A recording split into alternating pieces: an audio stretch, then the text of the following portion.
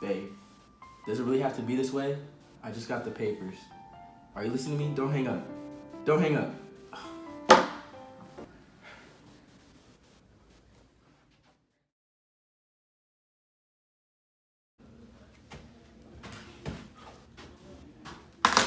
Oh, rough night. Look, this is the fourth time this week you showed up drunk off your butt.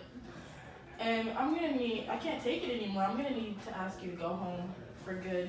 No. You're fired. No, I need this job. I really need it. You should have thought about that. Get out of here.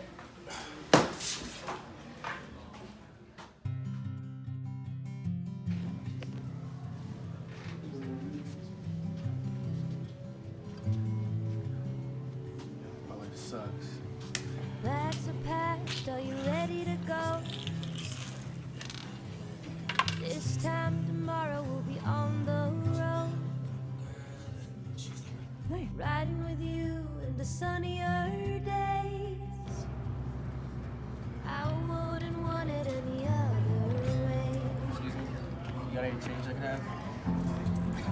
Thank you. Appreciate you.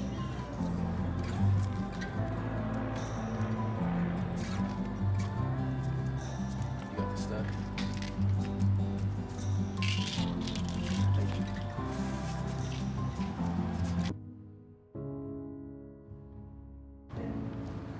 Come on, we're gonna get you some help.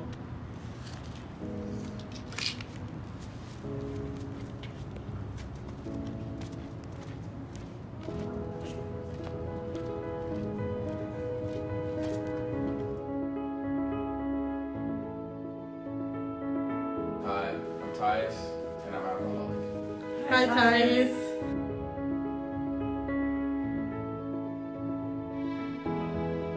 As you can see, substance abuse can stem from a lot of different things and can spiral out of control very easily.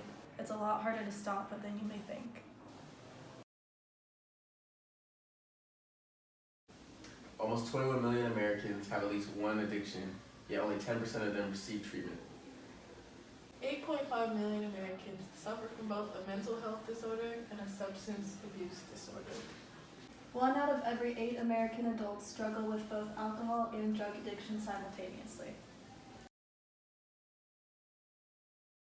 Substance abuse is a pattern of repeated drug or alcohol use that often interferes with health, work, or social relationships.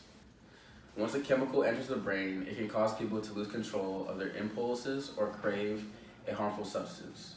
When someone develops an addiction, the brain craves the reward of the substance. This is due to the intense stimulation of the brain's reward system.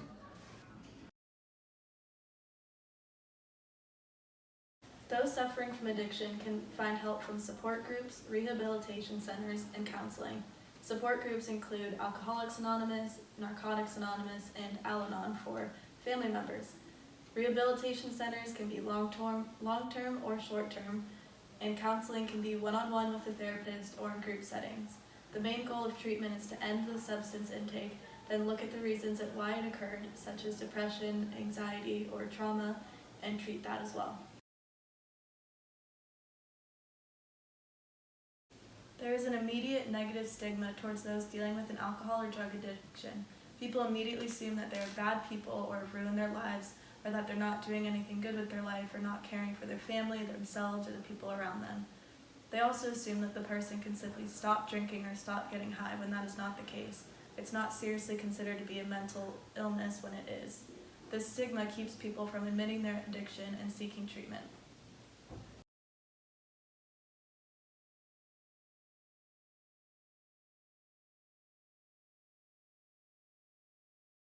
Being judgmental or condemning towards people with addiction is the least effective way to help them change. Instead, being understanding and empathetic towards them is more beneficial. You must understand that addiction is a chemical imbalance of the brain, an actual mental illness. When supporting someone with this mental illness, you have to understand that it is not the person's fault.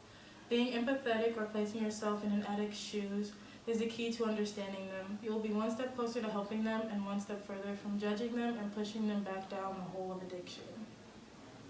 Most people fear that their love and compassion will enable their loved ones to continue with toxic choices, when in fact it does not.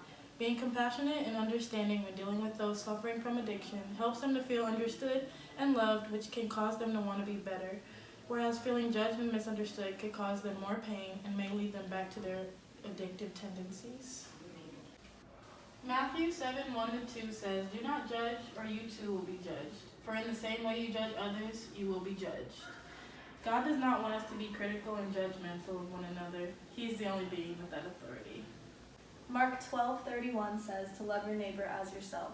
As Christians, we are supposed to be driven by love and compassion towards others. Corinthians 10:13 says, "No temptation has overtaken you that is not common to man.